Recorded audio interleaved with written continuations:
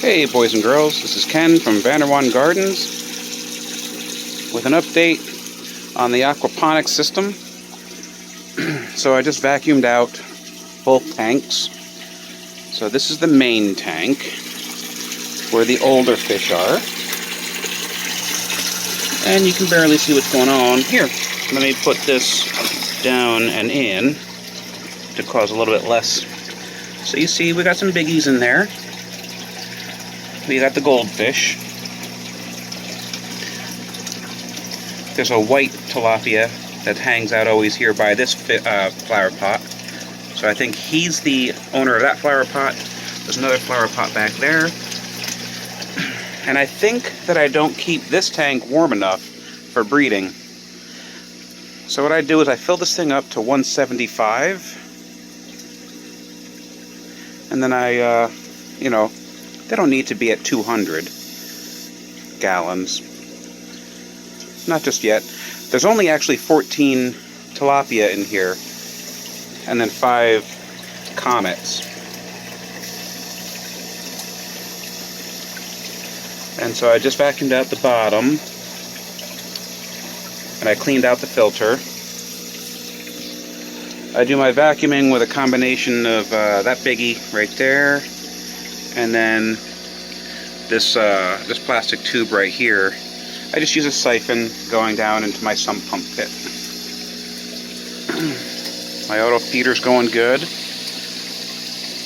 I don't think it likes rechargeable batteries, because you see that the little battery indicator there.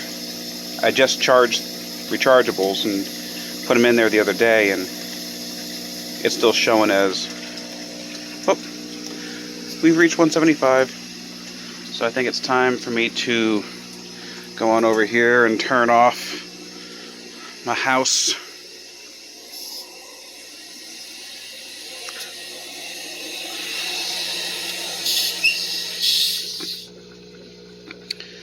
Okay. And now, a word about this tank.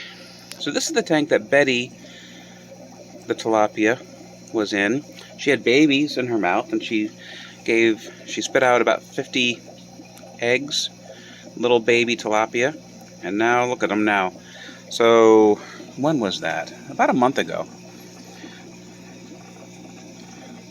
If you look on my Instagram page, I've been trying to do a weekly update. It's also Vanderwan Gardens, or Vanderwand. And so this tank has been dirtier, much more green. You see it's cloudier. But then again, I have much more visibility into this tank as opposed to just doing a top-down view like I do the other tank. Here I'm looking through the side where I know that the glass inside can be dirty. So I've already cleaned. Look at that. I still got stuff floating around in there. That's crazy. I vacuumed out the bottom. I cleaned the filter. I emptied out about half of the water. And then I vacuumed out again because I added some more water in, and then that stirred up a little bit more on the bottom. And the water's still very cloudy. You should see these guys during feeding time. They act like they've never eaten before. But then I'm afraid to underfeed them because they're going through growth. But when I overfeed them, I suspect that's what contributes to the algae in the tank. Other contributors of the algae in the tank are the fact that I keep this tank hotter. I keep this tank, I was keeping it at 85 degrees because that's what baby tilapias as well as mommy tilapias need. But now that these guys are getting bigger and more robust, I've lowered it down to 75 degrees. And I'm wondering, when is the time to move these little fellas into the main tank?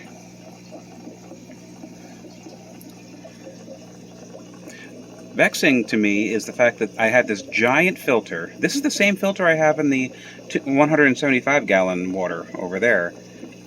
And it does a good job. It's filtering out stuff. It's capturing a lot of stuff. But this water, like I say, it seems dirtier than the other water.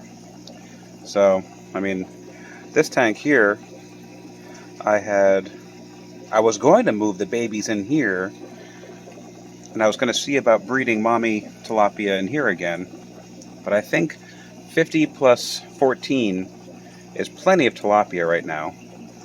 So I need to let the 14 get up to about a year before I harvest them for food.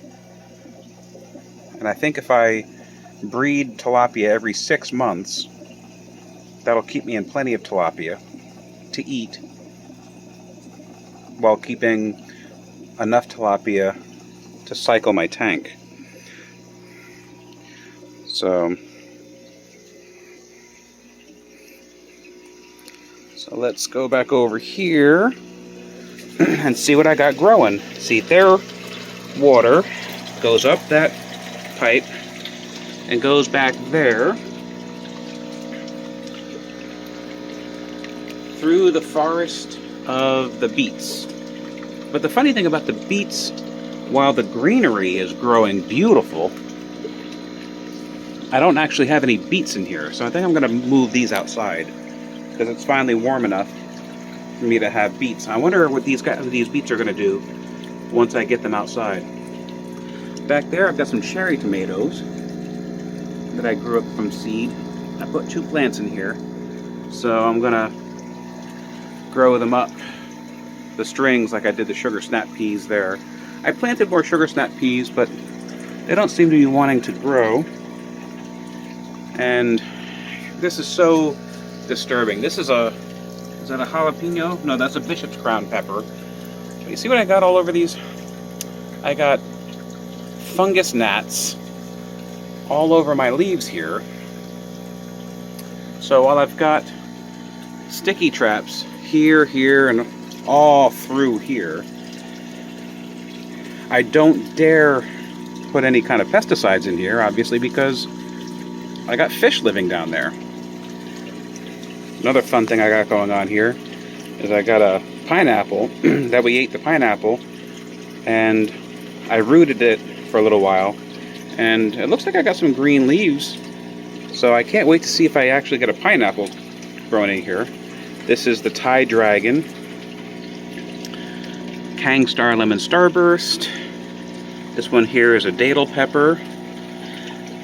So I was always told that aquaponics, because of all the nutrient-rich good stuff in this water, it would cause everything to grow up much faster in here than outside in a regular garden. That has not proven to be the case. Like, I have chili peppers that are way larger than this outside, that I grew from the same seed batch. So, because these guys are self-pollinating, whenever I see flowers, you give it a shake. Like back there, I've got another chili pepper. I've got some kale growing over there. But you see how the kale is also being attacked by the fungus gnats. I got red habanero. The spinach just does not want to grow in here. I got a dragon pepper. I tried to grow some cilantro. It didn't want to grow. So I'll have to grow something there. I got a radish growing here. The basil, I harvested some basil. Before it goes to seed, you need to top it. And as soon as I topped it, it just didn't do a good job. And I think this is also some spinach. I've been growing this for the longest time. It has not really taken off. So spinach and lettuce do not seem to like whatever it is that I'm doing here. But I got some wind going, I got some lights going, I got all sorts of good stuff. It's all on timers. It's all automatically feeding them. So this is my little aquaponic setup, where the idea is I want to get meat. Oh, speaking of timers, the timer just went out. So maybe now we can maybe seize more of these fishies, because, oh, that's right, this light is operating off of the timer too. So yeah, so that's what they look like down there. I got a little bit of gravel there. I want the gravel to start to develop a biological filter, as well as, I'm sure this whole top tank is a biological filter as well, where the bacteria will eat the nitrites, turn them into nitrates. I don't know. I always get those mixed up. But anyway, this is Ken from Vanderwan Gardens, and this has been a check-in on the basement aquaponic setup. What is it? May something? It's Mother's Day tomorrow, so that's when I should be moving all of my plants outside. But it hasn't been a frost for the last couple of days, so I actually moved them out there to harden. So I had my whole grow room over here, my seed starting room, ready to go. So maybe I'll do a video of the outside portion of this whole setup. And if you go to my Instagram page, you'll see how excited these little fellas are when they get their food.